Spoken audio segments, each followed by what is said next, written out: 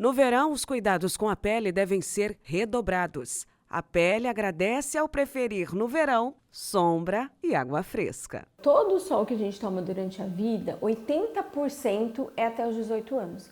E esse sol ele tem um efeito cumulativo. Ele vai machucando a pele, fazendo danos no DNA e as lesões vão se apresentar mais tardiamente. Mas o ideal seria proteger desde a infância. Então, principalmente nessa faixa, até os 18 anos que você tem maior exposição, você deve proteger, mas a vida toda.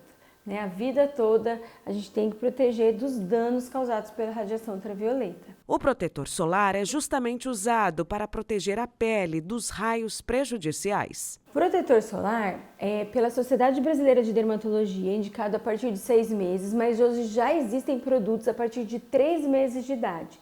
Mas a gente está falando de protetor químico, que é o creme, o gel, a loção.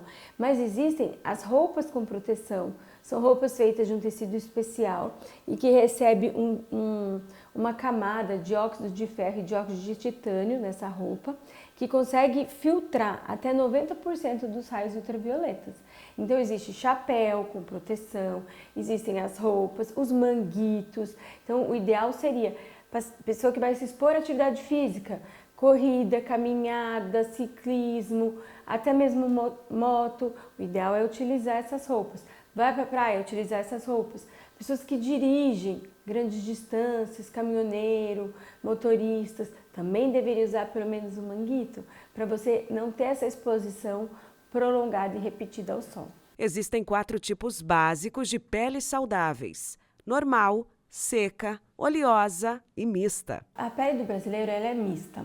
A pele mista ela é assim, a gente tem uma oleosidade na região T, que é a região do centro, e ela é mais seca ao redor.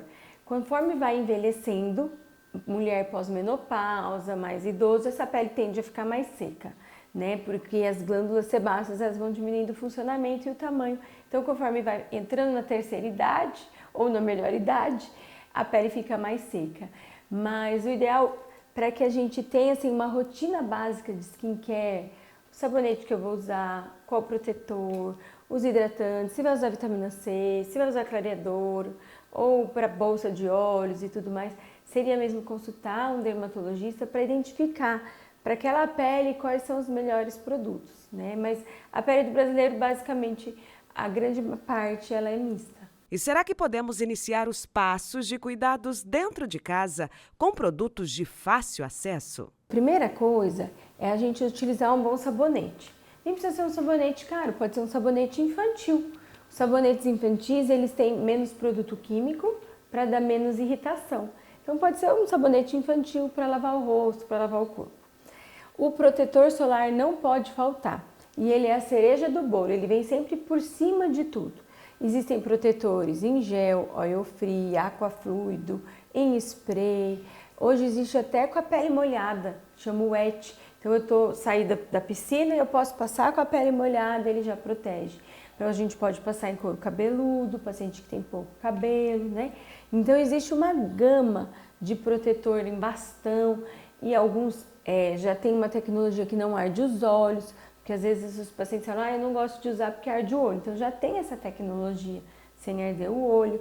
Então tem uma gama que a gente pode escolher de acordo com a pele desse paciente, a vida, o cotidiano, os hábitos, qual vai se adaptar melhor nessa rotina. E aí a gente tem que usar um bom hidratante, Então existem hidratantes aí específicos também para uma pele mista, hidratantes para pele oleosa. Então mesmo sendo pele oleosa, é interessante utilizar um hidratante específico, matificante, tudo mais. Então a gente pode lavar, hidratar e passar o protetor solar. Então o protetor solar, qual é a sequência? É sempre o final. E por último, nessa época a gente também não pode esquecer dos repelentes, O repelente por conta da dengue. O repelente em spray ele funciona como nuvem. Então a gente vai passar em áreas expostas, E ele faz uma nuvem e esse cheiro evita que o Aedes aegypti venha. Então a gente tem que utilizar nas crianças, nos idosos e até na gente também. No mercado, centenas de opções, mas como escolher o protetor solar mais eficaz? Existem hoje alguns protetores que eles pegam um comprimento de onda, que é o comprimento 400, então o comprimento do raio do sol, que varia também as manchas de envelhecimento. Então, mas o que a gente tem que procurar no protetor? Que ele tenha proteção UVA e UVB. O que são esses dois raios? O sol ele tem dois raios. O UVA é o raio que mancha e envelhece. E o UVB é o raio do câncer de pele. Então, aquele sol das 10 às 16 que a gente pede para não se expor, é onde tem mais UVB, né? Mas então a gente vai procurar um protetor que esteja escrito proteção UVB, proteção UVA. A proteção UVB, ela é medida pelo FPS. FPS 15, 30, 50, 60, tem 90, tem 99, né? E já a proteção UVA, ou vem escrito muito alta proteção, ou vem escrito um número que chama PPD, que muita gente não conhece, né? Mas a ideia é você leia, tem o PPD alto e o FPS alto, ou está escrito proteção UVA alta, muito alta e proteção UVB. E como que vai passar? Na praia, o ideal seria passar uma colher de chá para cada região. Eu sei que é difícil, mas seria uma colher de chá de quantidade para um braço, para outro braço, para a cabeça, para tronco, para cada região. E reaplicar a cada 2, 3 horas. Mas além disso, na praia, o ideal seria não ficar exposto, ficar no guarda-sol e ainda utilizar as roupas com proteção, né? Óculos escuro, o bonezinho, como a gente falou, as roupas com proteção, né? Então, assim, procure sempre um FPS acima de 50 e também passar essa quantidade correta. E esse FPS, além disso, tem que estar escrito alta proteção UVA, para que a gente não tenha só a proteção do câncer de pele, mas também das manchas e do envelhecimento. O uso do protetor solar deve ser utilizado em qualquer época do ano, como explica a dermatologista. Então, na verdade, assim, se eu tiver luz de dia, eu tenho emissão de raio ultravioleta. Mesmo se estiver nublado ou chovendo, o raio ultravioleta ele está passando. Então, o protetor, ele deveria ser rotina igual escovar o dente. Aí eu não preciso utilizar de 2 em 2 horas. Mas eu, por exemplo, eu acordo, escovo o dente, passo protetor. Almocei, escovei o dente, passo protetor. Então eu falo para o paciente tentar seguir essa rotina. Eu falo, deixa do lado da escova de dente. Lembrou, repassa o protetor. Então, durante os dias que você não vai se expor, que eu vou trabalhar, vou ficar em escritório, eu posso aplicar 2 a 3 vezes no dia, né? Mas se eu estiver exposta nessa época do ano, praia, piscina, né? Eu vou caminhar, fazer uma atividade física, a gente tem que repassar e passar com maior quantidade, maior cautela. E a importância de manter o corpo sempre bem hidratado. Na verdade, a hidratação ela vem de dentro para fora, então nessa época do ano a gente transpira mais, então a gente desidrata mais, né? Então, a gente precisa hidratar tanto para tomar, né? Mas também a questão de lavar, né, o rosto, mas também não pode ter o excesso. Então eu falo assim, banho morno e rápido, então não pode ser um banho muito quente nem muito demorado. Falo para não usar a bucha, porque a bucha eu acabo machucando. Então eu falo, tem uns cuidados da pele sensível. Eu falo, não usa a bucha, não esfrega a pele, porque eu acabo retirando essa camada de proteção. No passado, Napoleão tomou 2 banhos na vida, né? Então eles tinham essa crença de que não podia tomar muito banho porque você tirava a proteção, mas não precisa ser igual Napoleão. Mas eu falo no máximo 2 banhos por dia. Então o excesso também faz mal, né?